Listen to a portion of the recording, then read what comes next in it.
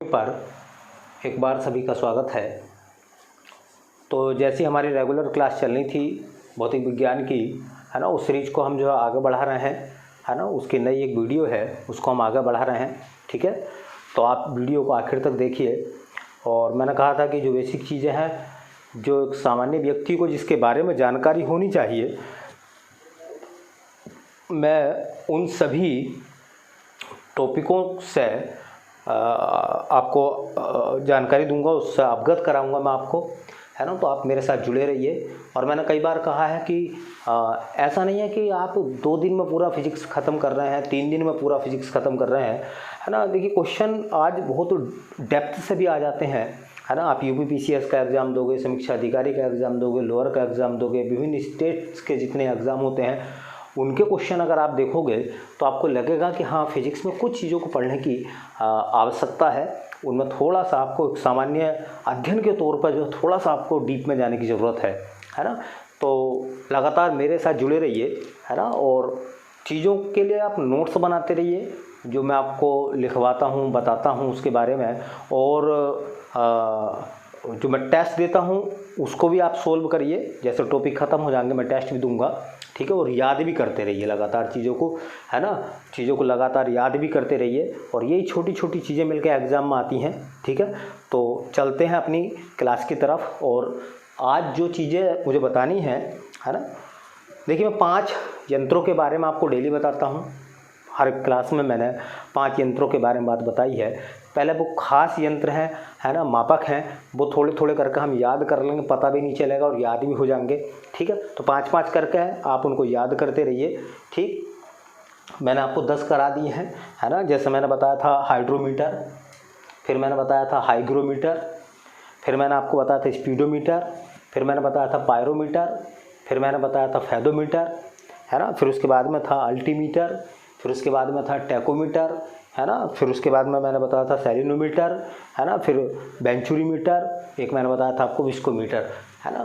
तो विस्कोमीटर के बाद में हम आगे चलते हैं, है ना, 5 और मापकों के बारे में, मापक यंत्रों के बारे में, ठीक है। तो हमारा जो विषय है ना, वो हमारा विषय है बेटा भौतिक विज्ञान। भौतिक विज्ञान, है ना। तो ये भौतिक विज्ञान के अंतर्गत हम चीज़ों को देख रहे हैं, समझ रहे हैं, ठीक है। तो पहले मैं आपको बताता हूँ 5 यंत्रों के बारे में, है ना। जैसा आपने एक शब्द सुना होगा, क्रायोमीटर। क्रायोमीटर, ठीक। एक आप सुनोगे क्रोनोमीटर। क्रोनोमीटर, है ना। एक नाम आता है बेटा ऐसे ही,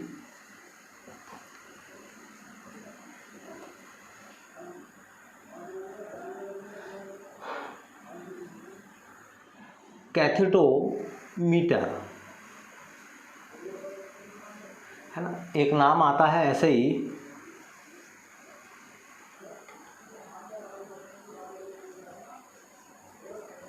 कैलोरी मीटर, और एक ऐसे नाम आएगा बेटा बोलोमीटर। बोलोमीटर। 5-5 करके हम जो है चीज़ों को याद करेंगे। 5-5 की सहायता से हम चीज़ों को याद करेंगे। तो 5-5 करके हमें याद करनी है। तो जैसे पहला मैंने लिखा है बेटा क्रायोमीटर, है ना। क्रायोमीटर, क्रायोमीटर से करते क्या है हम लोग, निम्न ताप का मापन, निम्न ताप का मापन।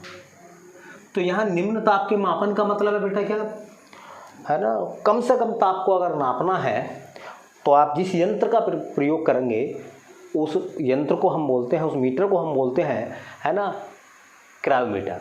इसका उल्टा मैंने आपको बताया था पायरोमीटर।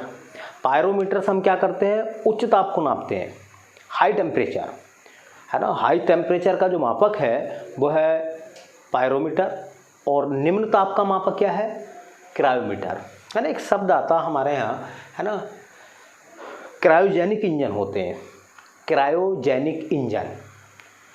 आप ज्योग्राफी में जानते हैं कि पृथ्वी के दो ध्रुव होते हैं, एक को हम बोलते हैं उत्तरी ध्रुव और एक को कहते हैं दक्षिण ध्रुव।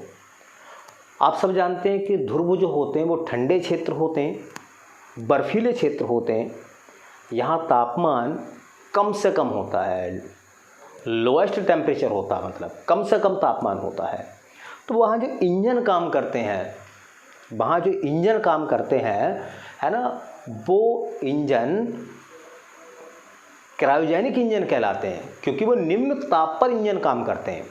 मैं आपसे एक क्वेश्चन पूछता हूँ, देखिए, तुमने देखा होगा कि जब जाड़े आते हैं, जाड़ों का समय होता है ना, तो कभी कभी हमारी जो मोटरसाइकिल है, हमारी जो कार है, ख़ास तौर से मोटरसाइकिल की हम बात करें तो स्टार्ट नहीं होती है ना। तो कहते हो सुना होगा, इसका इंजन ठंडा हो गया, फिर उसे हम धक्का लगाते हैं, समझ रहे हैं ना।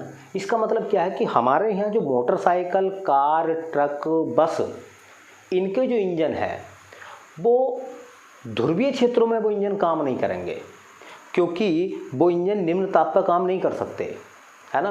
तो एक ऐसी टेक्नोलॉजी बनाई गई, एक ऐसे इंजन बनाए गए, है ना, जो पोलर क्षेत्रों में, ध्रुवीय क्षेत्रों में काम कर सकते हो, है ना, उनको हम क्रायोजेनिक इंजन बोलते हैं, है ना। तो वो क्रायोजेनिक टेक्नोलॉजी है, क्रायोजेनिक टेक्नोलॉजी है, उससे आपको देखो याद रह जाएगा, है ना। तो यहाँ मैंने बताया है क्रायोमीटर, क्रायोमीटर से क्या करते हैं हम, निम्न ताप का मापन। एक है क्रोनोमीटर, है ना। क्रोनोमीटर में होता क्या है बेटा, है ना, जहाज में समय का मापन, समय का मापन। जो पानी वाले जहाज होते हैं ना, शिप जिनको हम बोलते हैं, शिप होते हैं, है ना, उनमें कहा जाता है कि उनमें समय का जो मापन हम करते हैं वो क्रोनोमीटर से करते हैं, क्रोनोमीटर से। कैथेटोमीटर में क्या करते हैं, कैथेटोमीटर में क्या करते हैं, ऊर्ध्वाधर ऊंचाई, किसी बॉल को हम ऊपर फेंकते हैं ना, वो कहाँ तक जाती है ना, उसकी हाइट क्या है, उसे बोलते हैं ऊर्ध्वाधर ऊंचाई। तो ऊर्ध्वाधर ऊंचाई का मापन, है ना, ऊर्ध्वाधर ऊंचाई का मापन,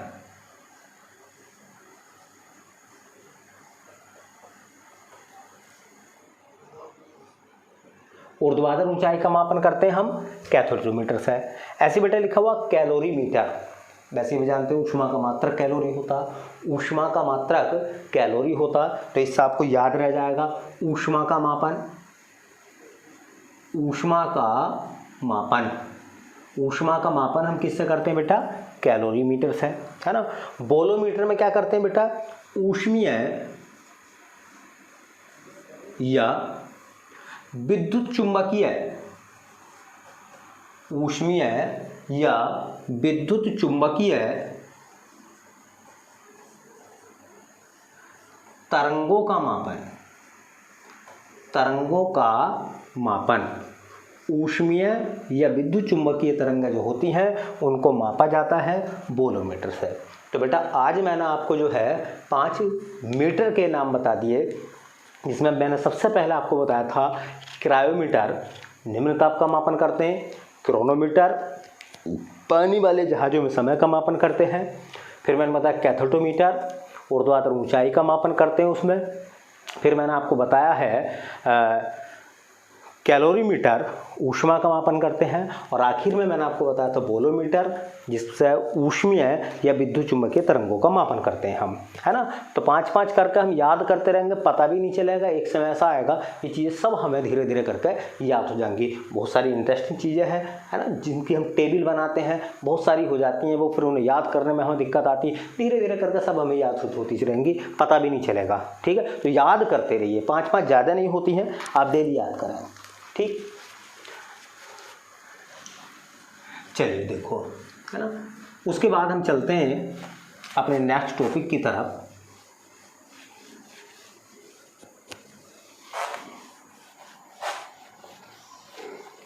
देखिए उसके बाद जो हमारा नेक्स्ट टॉपिक है ना, उसमें हम देखते हैं एक शब्द आता है स्टेट या अवस्था, स्टेट या अवस्था, है ना। सबसे पहली बात होती है कि कोई भी वस्तु दो अवस्थाओं में पाई जाती है। मतलब आप कह सकते हो कि प्रत्येक वस्तु की सामान्यतः दो अवस्थाएं होती हैं। वो दो अवस्थाएं कौन कौन सी होती हैं बेटा? देखिए, वो दो अवस्थाएं कौन कौन सी होती हैं। अगर मैं अवस्था की बात करूं तो एक होती है गति की अवस्था, गति की अवस्था, और एक होती है विराम की अवस्था, विराम की अवस्था, है ना। एक होती है गति की अवस्था और दूसरी होती है विराम की अवस्था। मेरा कहने का मतलब ये है कि आप ये देखते हो व्यवहारिक जीवन में भी कि संसार में या तो वस्तु गति अवस्था में होगी या फिर वस्तु विराम अवस्था में होगी। कोई वस्तु ऐसी नहीं मिलेगी जो गति में भी हो और विराम में भी हो, है ना। तो सामान्यतः ये कहा जाता है कि वस्तु की दो अवस्थाएं होती हैं, या तो वस्तु विराम अवस्था में रुकी हुई है या फिर वस्तु गति अवस्था में है, वो चल रही होती है। ठीक है, तो संसार में प्रत्येक वस्तु की दो अवस्थाएं होती हैं, या तो वस्तु गति की अवस्था में होती है या फिर वो विराम की अवस्था में होती है, कोई तीसरी अवस्था नहीं होती। अल्बर्ट आइंस्टीन का एक स्टेटमेंट था, उन्होंने कहा था कि गति जो होती है, हम बात मोशन की कर रहे हैं, गति की कर रहे हैं, तो अल्बर्ट आइंस्टीन ने कहा था कि गति जो होती है वो हमेशा सापेक्ष होती है, निरपेक्ष नहीं होती। सापेक्ष का मतलब होता है रिलेटिव, मतलब रिलेटिव का मतलब है किसी दूसरे से हम उसकी कंपेयर करें। अब देखो एक बात बताओ, बिल्कुल सीधी सी बात है ना। इस समय मान लीजिए मैं खड़ा हूँ, आपको ऐसा लगता होगा कि मैं विरामावस्था में हूँ, तो ये भी आपका सोचना ठीक है, क्योंकि मैं रुका हुआ हूँ, मैं एक जगह हूँ। समय के साथ साथ मेरे मूवमेंट में, मेरी स्थिति में, मेरी पोजीशन में कोई बदलाव नहीं होता या नहीं हुआ है, तो मैं विरामावस्था में हूँ। लेकिन एक बात बताइए, मैं विरामावस्था में हूँ, ये सही बात है,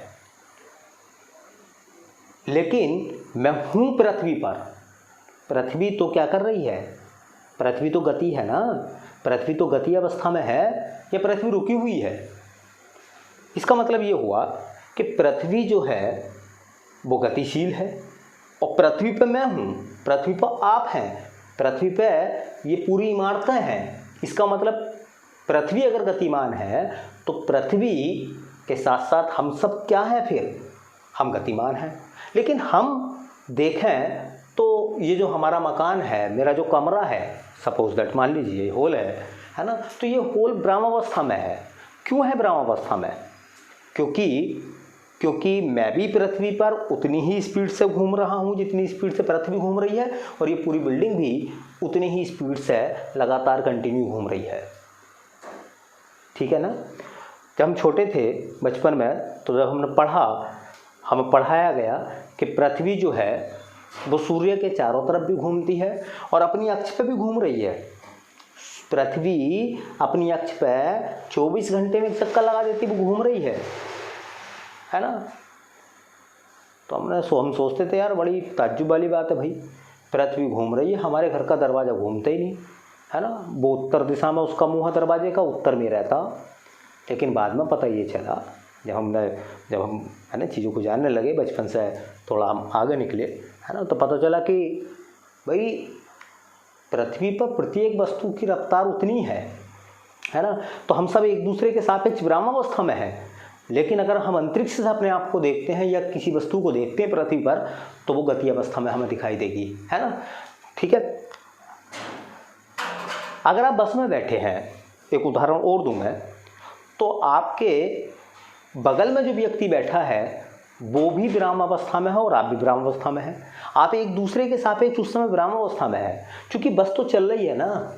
इसलिए रोड पर खड़े हुए व्यक्ति के सापेक्ष आपकी स्थिति कैसी होगी? फिर आपकी स्थिति गति अवस्था में होगी। इसलिए अल्बर्ट आइंस्टीन ने एक स्टेटमेंट दिया था, एक कथन उसने कहा था कि गति हमेशा सापेक्ष होती है, निरपेक्ष नहीं होती, है ना। गति हमेशा गति हमेशा सापेक्ष होती है, सापेक्ष होती है, निरपेक्ष नहीं, निरपेक्ष नहीं, है ना। यह कथन, ये स्टेटमेंट जो था, ये कथन जो दिया था वो आइंस्टीन ने दिया था। आइंस्टीन, अल्बर्ट आइंस्टीन जिनको कहा जाता है ना, जिन्होंने E बराबर mc² एक इक्वेशन दी थी, मतलब सापेक्षिकता का सिद्धांत दिया था, और जिन्होंने जो है प्रकाश विद्युत प्रभाव की खोज करी थी, है ना, उन्हीं ने कहा था कि गति हमेशा सापेक्ष होती है, निरपेक्ष गति नहीं होती, है ना। इसी गति को लेकर हम आगे बढ़ेंगे बेटा, है ना, और आगे हम देखेंगे गति में कंपेयर करते हुए चलेंगे, चीज़ों को समझते हुए चलेंगे, है ना, उनके मात्रक, उनकी बीमा, उनके मान अगर कहीं है तो हम उन सब चीज़ों को, है ना, एक एक करके पढ़ते रहेंगे, उनके बारे में जानते रहेंगे, ठीक है। तो एक आता है बेटा दूरी, है ना, और एक होता है जो दूरी होती है उसे डिस्टेंस बोलते हैं अंग्रेजी में हम, है ना। और एक आपने सुना होगा दूरी के बाद होता है विस्थापन, विस्थापन अंग्रेजी में उसे हम डिस्प्लेसमेंट बोलते हैं।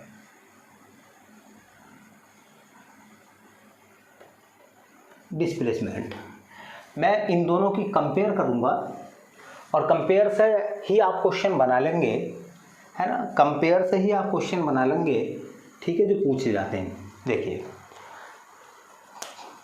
सबसे पहला सवाल ये कि दूरी क्या है।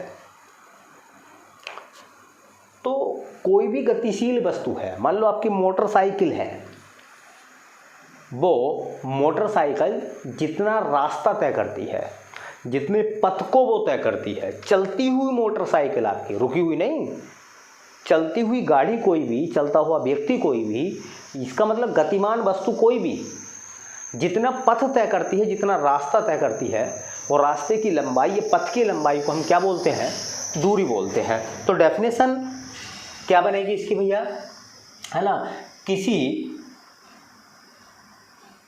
गतिशील वस्तु द्वारा, किसी गतिशील वस्तु द्वारा तय किए गए, है ना, पथ की लंबाई को, पथ की लंबाई को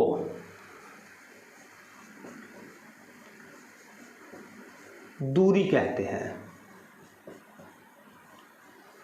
दूरी कहते हैं। अच्छा बात यह है कि जब हम सफ़र तय करते हैं, मान लीजिए मोटरसाइकिल से, बस से या कार से, तो क्या हम सीधे चलते हैं भाई, आप घूम फिर के बकराकार जिगजैग, है ना, आप जो है अपने गंतव्य तक पहुंचते हैं।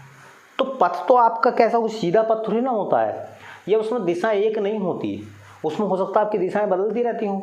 मान लीजिए मैं अपने घर से, है ना, अपने घर से पहले मैं पूर्व दिशा में जाता हूँ, फिर उसके बाद मैं स्कूल जाने के लिए फिर मैं पश्चिम उत्तर दिशा में जाता हूँ, है ना, फिर मान लीजिए मैं दक्षिण दिशा में जाता हूँ, सपोज दैट, फिर मैं अपने स्कूल पहुँचता हूँ। तो क्या दिशा एक सी रही स्कूल जाने के लिए?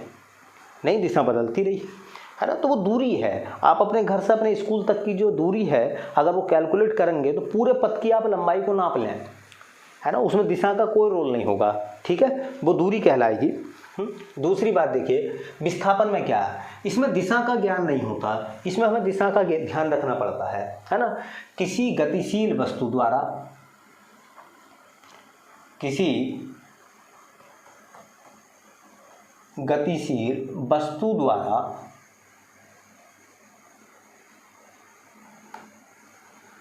द्वारा एक निश्चित दिशा में, एक निश्चित दिशा में, एक निश्चित दिशा में तय किए गए पथ की लंबाई को, तय किए गए पथ की लंबाई को विस्थापन कहते हैं।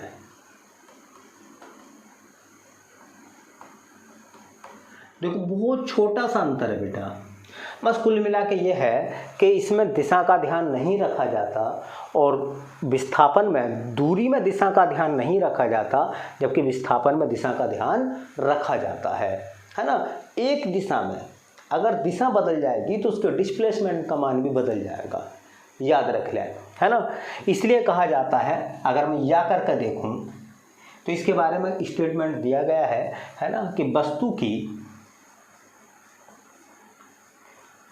की प्रारंभिक व अंतिम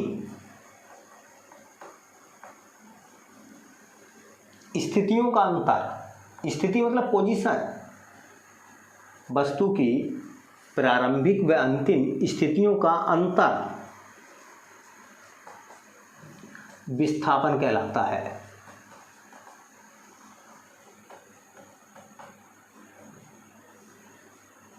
विस्थापन कहलाता है।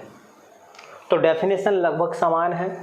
कुल मिला के ये है कि दूरी में दिशा का ध्यान नहीं रखा जाता, विस्थापन में दिशा का ध्यान रखा जाता है। इसलिए मैंने लिखा है एक निश्चित दिशा में, इतना सा फर्क है। अगर हम इसके मूल स्टेटमेंट में जाएं, है ना, अगर हम इसके बेस को देखें तो इसमें कहा जाता है कि देखिए एक ही दिशा में दिशा अगर नहीं बदलती है तो तय किया गया पथ क्या कहलाता है? तय किया गया पथ क्या कहलाता है? विस्थापन कहलाता है ना। देखिए अब बात आती है, इसमें दिशा की जरूरत नहीं होती तो इसलिए कहा जाता है, देखिए है ना, यह अदिश राशि है। ए माने नहीं, दिश माने दिशा, यह अदिश राशि है।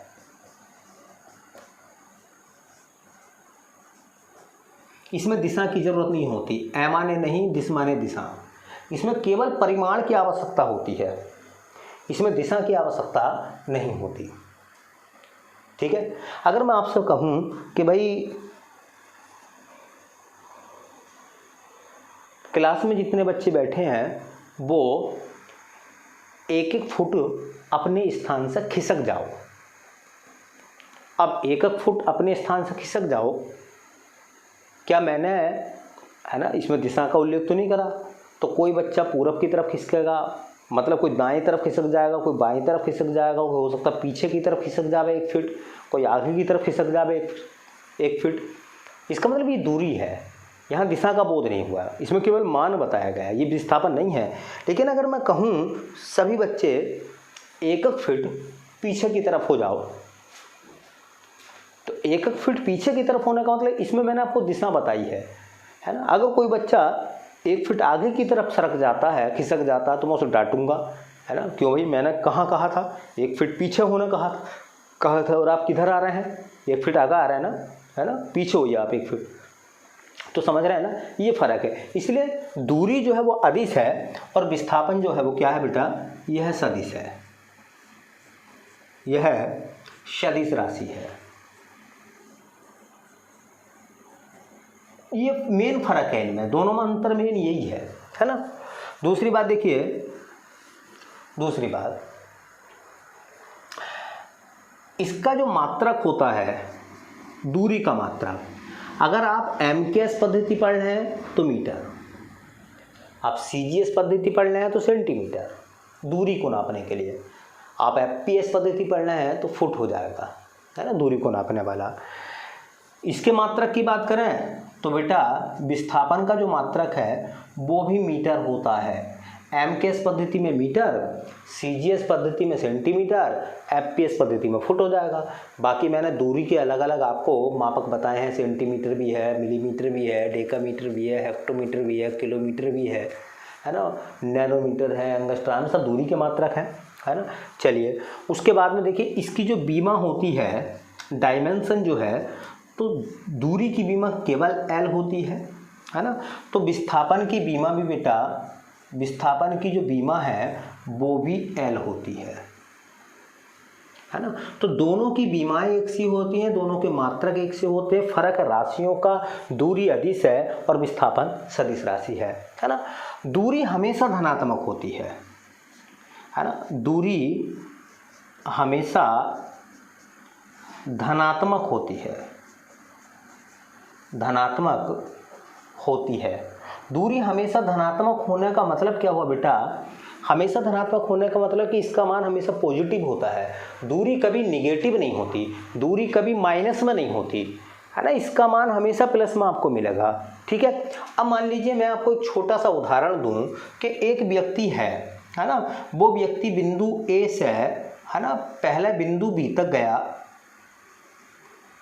है ना, फिर उसके बाद में वो ऊपर की तरफ उत्तर की तरफ बिंदु सी तक गया। ए से बी तक जो है वो 5 किलोमीटर गया है और बी से सी तक जो है मान लीजिए, है ना, मान लो वो 4 किलोमीटर गया है और बी से सी तक जो है वो 3 किलोमीटर गया है। तो बताओ उसके द्वारा तय किया गया पथ में उसकी जो दूरी निकल कर आएगी वो कितनी आएगी बेटा, 4 किलोमीटर और 3 किलोमीटर, है ना। टोटल मिला दें 4 + 3 = 7 किलोमीटर, वो उसकी दूरी बन जाएगी। तो दूरी में आप क्या करते हैं, दूरी में टोटल आप पथ को जोड़ कर चलते हैं, कुल लंबाई आप निकालते हैं, उसमें डायरेक्शन को ध्यान में नहीं रखा जाता।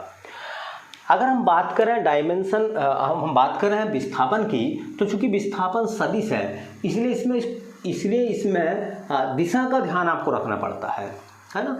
तो विस्थापन में क्या करना पड़ता है, आपको दिशा का ध्यान रखना पड़ता है। इसलिए कहा जाता है कि देखिए विस्थापन यह धनात्मक, धनात्मक का मतलब प्लस वैल्यू, कोमा ऋणात्मक तथा शून्य हो सकता है, शून्य हो सकता है। समझे मेरी बात को, मैंने क्या कहा बेटा, मैंने क्या कहा है कि विस्थापन पॉजिटिव भी होता है, निगेटिव भी होता है, शून्य भी होता है, जबकि दूरी हमेशा पॉजिटिव होती है। अब वो देखो कैसे कैसे विस्थापन, है ना, विस्थापन धनात्मक कैसा होगा मैं आपको बता दूं, ध्यान से सुन लें। पहली पोजीशन ये है, मान लीजिए एक आदमी बिंदु ए से वो बिंदु बी तक गया, मान लीजिए वो 5 किलोमीटर गया है ना। अब चूंकि मैंने कहा है वो ए से बी की तरफ गया है तो निश्चित हो गया ना, डायरेक्शन मैंने बता दी ना, तुम्हें कहाँ से कहाँ तक जाना है, ए से बी तक जाना है। तो तुम्हारा जो डिस्प्लेसमेंट हो गया, तुम्हारा जो विस्थापन हो गया, ए से बी तक आप गए हो तो आपका डिस्प्लेसमेंट हो गया 5 किलोमीटर। चूंकि इसमें मैंने दिशा बताई है, आपको जाना है ए से बी तक। आगे दूसरे नंबर पर आ जाओ, विस्थापन ऋणात्मक कैसा होता है, विस्थापन देखो ऋणात्मक कैसा होता है। एक व्यक्ति है जो बिंदु ए से पहले बिंदु बी तक गया, देखो तीर का चिन्ह लगा दिया मैंने, वो बिंदु बी तक गया है ना, और वो बिंदु बी तक गया है 5 किलोमीटर, समझ रहे हैं ना। फिर वो वापस बिंदु बी से लौटता है, वापस यहाँ से लौटता है और वो जाता है बिंदु सी तक। इस बिंदु से आगे निकल गया, वो बिंदु सी तक गया, ये वाला बिंदु बी है ना, ये वाला बिंदु कौन सा बेटा, बी है।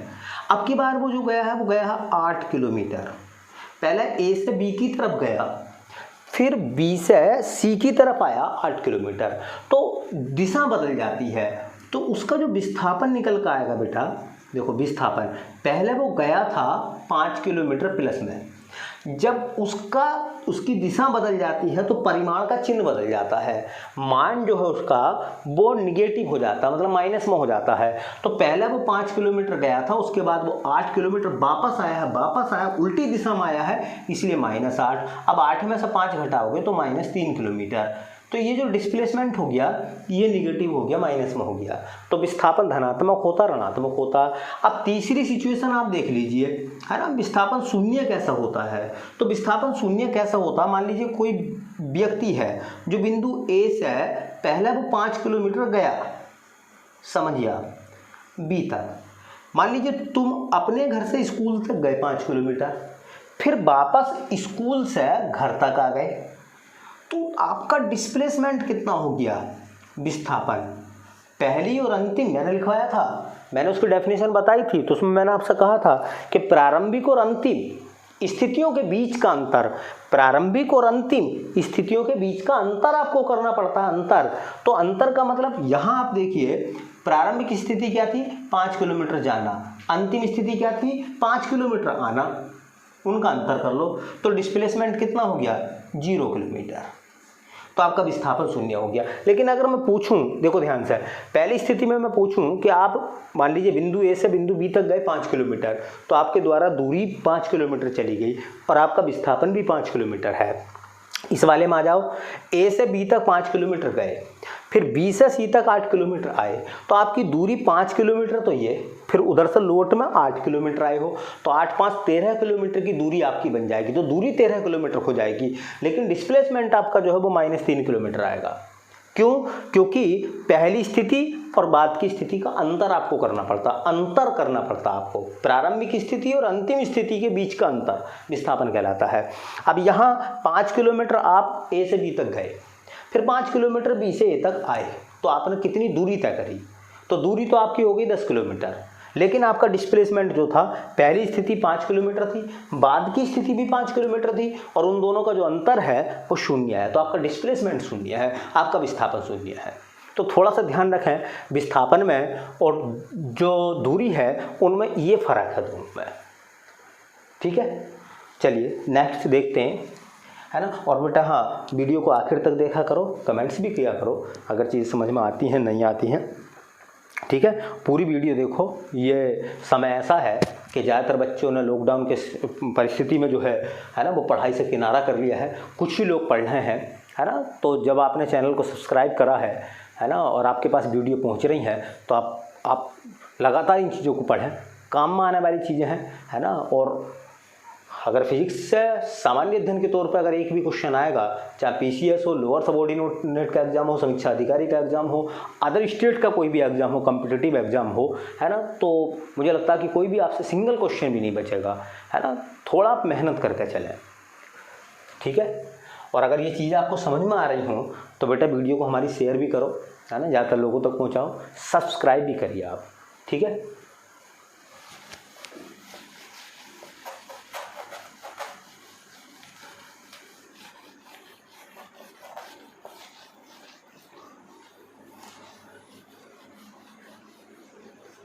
चलिए आगे, है ना। ऐसी देखिए,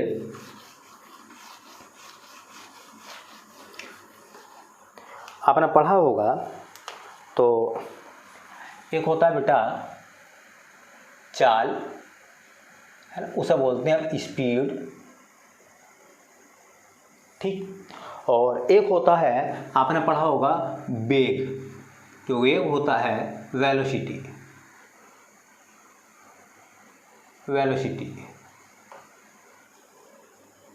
है ना। तो वेग और चाल दोनों देखने में हमें ऐसा लगता है कि एक ही हैं, बस एक ही अंतर है ना। चाल में दिशा का बोध नहीं होता और वेलोसिटी में, वेग में दिशा का बोध होता है। ये मूल फर्क है दोनों में, है ना, दोनों में फर्क यही है ना। तो किसी वस्तु द्वारा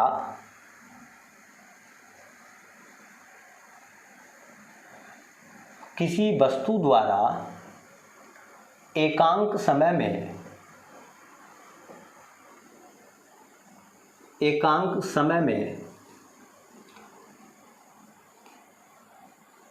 तय की गई दूरी, किसी वस्तु द्वारा एकांक समय में तय की गई दूरी, है ना, चाल कहलाती है, चाल कहलाती है। ये तो चाल की डेफिनेशन हो गई। वैसे भी आप सब लोगों ने पढ़ा है कि बेटा चाल बराबर होता है ना, दूरी बटे समय, पढ़ा ना। चलिए ये इसका फॉर्मूला हो गया। अगर हम बात करें, देखिए चाल कैसी राशि है, तो चाल एक अदिश राशि है। कैसी राशि है? अदिश राशि है, ठीक। चलिए देखो, ऐसे ही चाल का जो मात्रक है, चाल का जो मात्रक है, देखिए चाल का मात्रक क्या है बेटा, है ना, चाल का मात्रक क्या है, तो चाल का मात्रक क्या है, देखो दूरी का मात्रक होता है, अभी मैंने बताया था मीटर, ठीक, दूरी का मात्रक बनाने का तरीका बता रही हूँ मैं आपको, दूरी का मात्रक होता है मीटर, बताया था मैंने, और समय का मात्रक क्या होता है, सेकंड, बीच में बटे का चिन्ह है, बटे को हम प्रति भी बोलते हैं, तो मीटर प्रति सेकंड। तो जो चाल है उसका मात्रक हो जाएगा मीटर प्रति सेकंड। किलोमीटर प्रति घंटा में भी होती है चाल, है ना, किलोमीटर प्रति सेकंड में भी चाल होती है, ठीक। चलिए इसकी अगर आप बीमा बनाओगे, इसकी अगर आप बीमा बनाते हो, बीमा, ठीक है, तो इसकी बीमा क्या निकल कर आएगी, देखो पहले मुझे एक बात बताओ, मीटर है, मीटर की बीमा मैंने बताई थी एल कल वाले वीडियो में, और यह है सेकंड, सेकंड होता है समय, समय की बीमा होती है टी, ये टी की पावर 1 है, इसे ऊपर पहुंचा दो बेटा, जब पावर ऊपर जाती है तो अपना चिन्ह बदल देती है, तो इसकी बीमा आएगी L T minus 1, L T minus 1, ये इसकी बीमा हो जाएगी, ठीक। देखिए एक और चीज़ और आपने पढ़ी होगी, औसत चाल,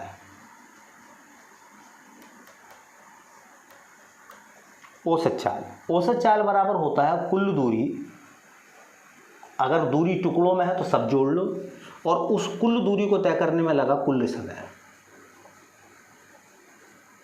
है ना, तो औसत चाल बराबर होती है कुल दूरी बटे कुल समय, औसत चाल कहलाती है।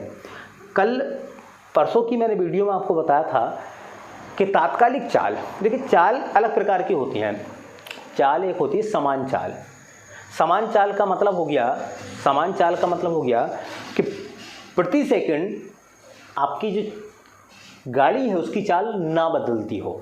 जैसा आप बाइक पर बैठे हैं, आप बाइक 40 किलोमीटर प्रति घंटे की स्पीड से चला रहे हैं, एक घंटे में 40 किलोमीटर का आप सफ़र तय कर रहे हैं, अगले घंटे में भी अगर आप 40 किलोमीटर का सफ़र तय करते हैं तो आपकी स्पीड 40 हो गई ना। मतलब ये है कि अगर आपकी जो बाइक है वो स्मूथ चलती है ना, वो उसकी ना चाल बढ़ती है ना घटती है ना, प्रति घंटा अगर आप समान दूरी तय कर रहे हैं तो आपकी कार की चाल समान होगी, तो एक तो होती समान चाल। एक जैसा हम सब लोग चलाते हैं, क्या हमारी मोटरसाइकिल की स्पीड समान रहती है? हमेशा नहीं रहती। कभी हमारी मोटरसाइकिल की स्पीड 50 किलोमीटर प्रति घंटा होती है, तो कभी 40 किलोमीटर प्रति घंटा होती है, कभी 20 किलोमीटर प्रति घंटा होती है, और जब भीड़ वाले इलाके आते हैं तो 5 किलोमीटर प्रति घंटा हो जाती है, 2 किलोमीटर प्रति घंटा हो जाती है, कहीं कहीं तो हमें मोटरसाइकिल रोक के भी खड़ा होना पड़ सकता है। तो मेरा कहने का मतलब क्या है, ऐसी चाल जो समय के साथ साथ बदल रही हो, है ना, उसे बोलते हैं असमान चाल, है ना।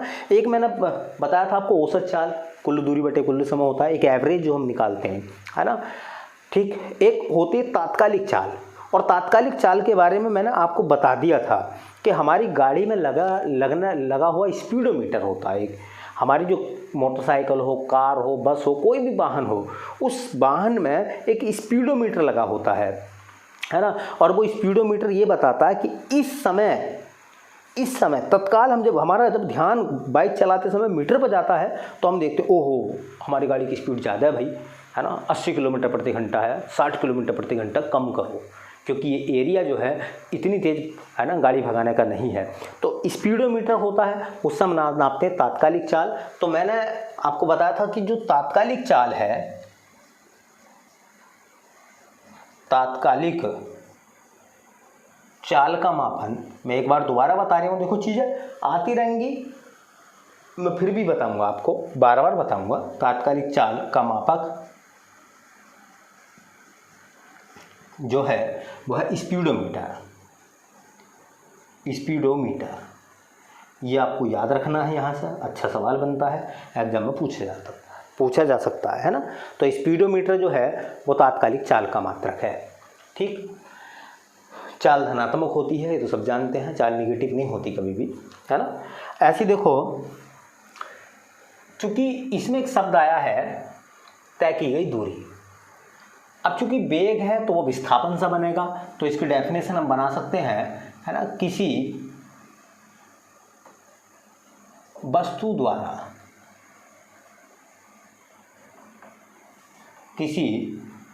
द्वारा एकांक समय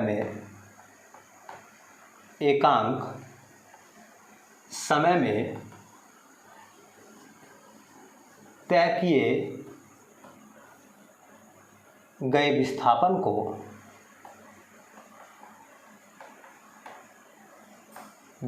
को वेग कहते हैं, वेग कहते हैं। या इसकी डेफिनेशन आप इस तरीके से भी दे सकते हो कि किसी वस्तु द्वारा एक निश्चित दिशा में एकांक समय में तय की गई दूरी, एक निश्चित दिशा है ना में तय की गई दूरी क्या कहलाती है, वेग कहलाती है। राशि की बात करें बेटा तो चाल अदिश राशि थी, ये सदिश राशि है। तो पूछने लगे है ना, तो वेग जो है वो सदिश राशि है, इसमें डायरेक्शन का बोध करना पड़ता हुआ है, इसके लिए दिशा बतानी पड़ती है। इसका मात्रक भी वही है ना। अगर एक मिनट इसका सूत्र देखना चाहें तो जो वेग है ना, वेग बराबर होता है विस्थापन बटे समय, उसमें दूरी बटे समय था चाल। राशि की हम बात करें तो राशि है बेटा सदिश, इसमें आपको दिशा की ज़रूरत होगी। मात्रक की बात करें तो मात्रक बना सकते हैं बेटा, अभी मैंने आपको बताया था विस्थापन का मात्रक मीटर प्रति समय का मात्रक सेकंड, तो मीटर प्रति सेकंड। बीमा बनाना चाहो तो बीमा बना लो आप, बीमा बराबर, बीमा क्या निकल कर आएगी बेटा, बीमा देखो विस्थापन मीटर की बीमा L, समय की बीमा T, LT माइनस 1 बीमा आ जाएगी, है ना। तो देखिए अंतर किस बात का है, अंतर केवल राशि का है, ये अदिश राशि है और ये सदिश राशि है। मैं एक सिंपल सी बात आपको बताऊं, उस पर थोड़ा गौर दो, है ना, उस पर थोड़ा गौर दो। क्या था कि एक जगह कुछ लोग इकट्ठा थे, है ना, बहुत सारे लोग एक जगह इकट्ठा थे। अचानक भीड़ में से किसी ने कह दिया कि देखो सांप, भागो। सब भागने लगे। अब जब सब भागने लगे तो उनमें से कुछ व्यक्ति ऐसे भी थे जो वहां जाकर खड़े हो गए जहां सांप था। हो सकता है, क्या उनसे दिशा बताई गई थी? भागना होता है चलना, क्या उनसे दिशा बताई गई थी? नहीं बताई गई। अगर उन्हें दिशा नहीं बताई गई है, उदाहरण से समझना इससे, अगर उन्हें दिशा नहीं बताई गई है तो वो चाल है ना। जैसे कहते नहीं चलो भागो यहाँ से, अब भागने का मतलब किधर को है? भागने का मतलब यहाँ पर दिशा नहीं बताई गई, वो चाल है आपकी, ठीक। लेकिन अगर दिशा बता दी जाए कि पूरब की तरफ सांप बैठा है, सब लोग पश्चिम की तरफ भागो, तो वो दिशा का बोध होता, तो वो वेग कहलाता। इस बात का फर्क है बस केवल, इसमें दिशा बतानी पड़ती है वेग के लिए, है ना। वेग में देखिए, वेग में क्या करते हैं बेटा, वेग में, ठीक, वेग में क्या करते हैं हम कि एक होता है औसत वेग, औसत वेग, है ना। तो औसत वेग जैसा मैंने औसत चाल बताया था, कुल विस्थापन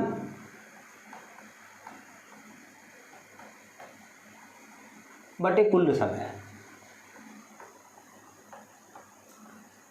या इसी को हम कह सकते हैं प्रारंभिक वेग प्लस अंतिम वेग। पहला वेग और आखिरी वाला वेग जो होता है उसका एवरेज निकालना, तो 2 से भाग कर दो। प्रारंभिक वेग प्लस अंतिम वेग बटे 2 क्या कहलाता है? औसत वेग। एक ऐसी होता है सापेक्ष वेग, है ना, सापेक्ष वेग, ठीक है। तो सापेक्ष वेग कैसे निकालते हैं? मान लो ये वेलोसिटी है वो AB है, AB का मतलब होता है A के सापेक्ष B का वेग, तो इसे आप ऐसे लिख सकते हैं BA माइनस BB, है ना। जब दोनों एक दिशा में हो, है ना, जब दोनों एक दिशा में हो,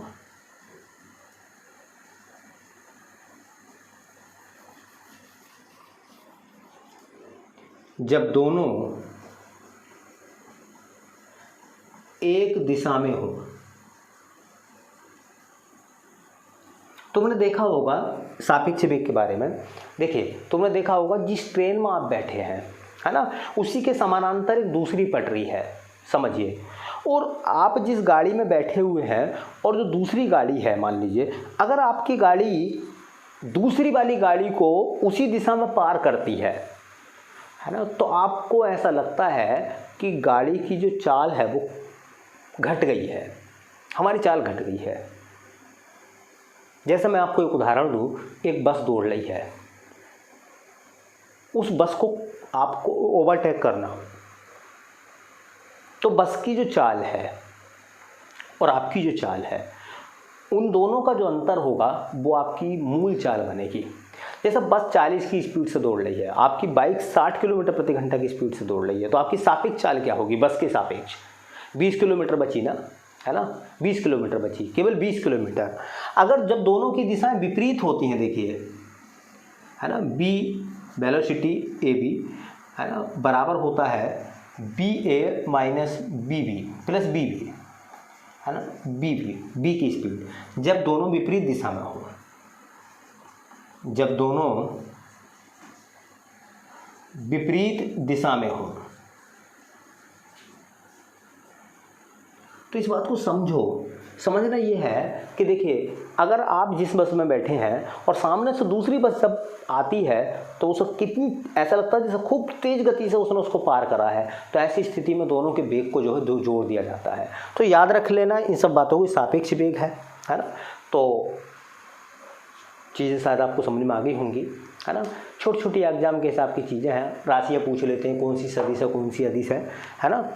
तो नेक्स्ट वीडियो में हम आपसे मिलेंगे, है ना, बात करेंगे त्वरण की, बात करेंगे फोर्स की, बल की, बड़े अच्छे अच्छे टॉपिक हैं, है ना। पहले मैं त्वरण के बारे में ही आपको बताऊंगा, त्वरण के बारे में बात बताऊंगा, त्वरण होता है, गुरुत्वीय त्वरण होता है, विकेंद्र त्वरण होता है ना। इन सब चीज़ों के बारे में हम पढ़ेंगे। बड़े अच्छे क्वेश्चन यहाँ से बन सकते हैं, एग्जाम में पूछे जाते हैं। बल के बारे में, फोर्स के बारे में पढ़ेंगे, कार्य के बारे में पढ़ेंगे, ऊर्जा के बारे में पढ़ेंगे, है ना। बहुत सारे टॉपिक हैं जिन पर हम बात करनी है। छोटे छोटे टॉपिकों को छोटे छोटे तरीके से हम लोग जो सोल्व करेंगे। अगर आपको वीडियो पसंद आ रही है बेटा तो शेयर ज़रूर करें और सब्सक्राइब हमारे चैनल को करें, ठीक है। मिलते हैं नेक्स्ट वीडियो में, तब तक के लिए धन्यवाद।